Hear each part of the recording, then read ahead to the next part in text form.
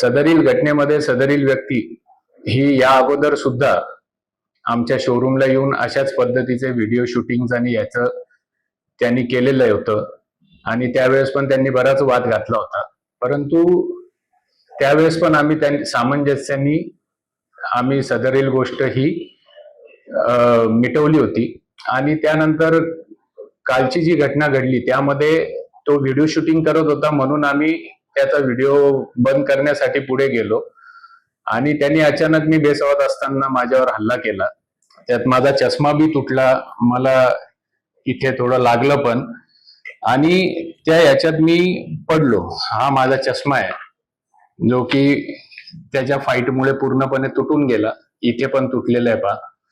तर त्याच्यामुळे मी पडल्यामुळे बाकीचे माझे कर्मचारी धावून आले आणि तुम्ही जर त्या व्हिडिओमध्ये बघितलं तर उलट मी सगळ्यांना बाजूला करत होतो आणि त्याला बाजूला घेऊन जात होतो, परंतु त्यांनी मला मारल्यामुळे कर्मचारी सगळ्यांनी तिथे येऊन त्याला हे करण्याचं, आणि त्याही वेळेस ज्यावेळेस मी सगळ्यांना म्हणजे त्यांनी मला इथं मी तुम्हाला बघून घेतो वगैरे अनेक प्रकारच्या त्यांनी त्या ठिकाणी धमक्या पण दिलेल्या आहेत.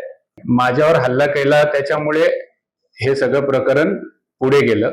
मला सुद्धा लागली होती, पण त्यानंतर अनेक लोकांनी सांगितलं की हे मिटवून घ्या आणि त्यांनी लगेच फोन करून काही लोक या ठिकाणी बोलवली.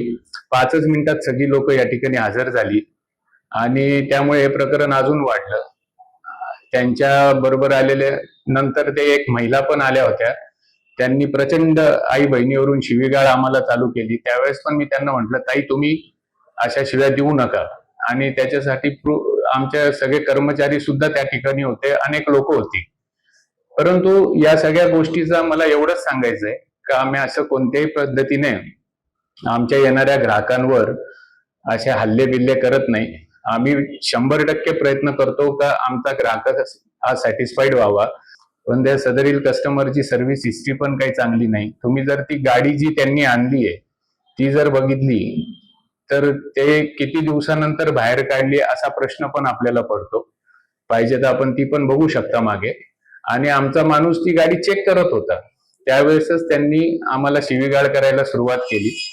त्या काकांना पण आम्ही सांगितलं का काका तुम्ही शिव्या वगैरे देऊ नका, हे नाही, पण ते पण खूप अग्रेसिव्ह होते. तर त्याच्यामुळे मग हा सगळा विषय झालेला आहे.